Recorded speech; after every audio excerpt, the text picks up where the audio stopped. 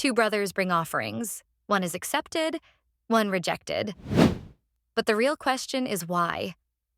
Genesis 4 opens with hope. Adam and Eve's first child is born, and Eve declares, "I have gotten a man with the help of the Lord." But the hope of new life quickly collides with the reality of sin. Two sons grow up. Cain, the farmer. Abel, the shepherd. Both bring offerings to God. Cain from the fruit of the ground, Abel from the firstborn of his flock. God accepts Abel's offering, but not Cain's. That feels unfair until we look deeper. Hebrews 11 explains, "By faith, Abel offered to God a more acceptable sacrifice than Cain." The difference wasn't the material, it was the heart. Abel's gift was rooted in trust, pointing to blood that covers.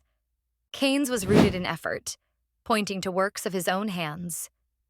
From the beginning, God draws a line between worship that trusts the groom's provision and worship that tries to impress him with self-righteousness. Cain burns with anger. God warns him, "Sin is crouching at the door, but you must rule over it." It's a picture of the bride's battle. Sin always crouches, waiting to master us.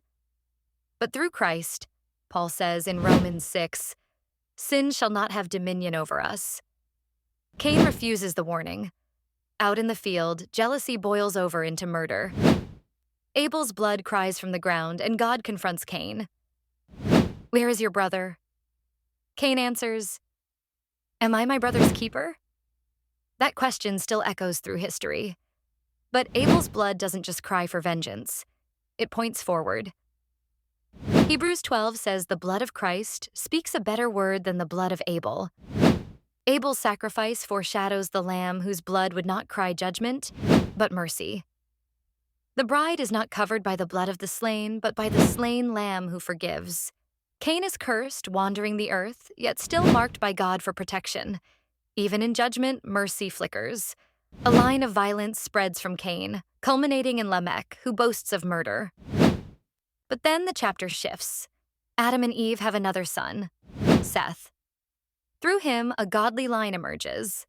The last verse says, "At that time, people began to call upon the name of the Lord." Out of tragedy comes worship.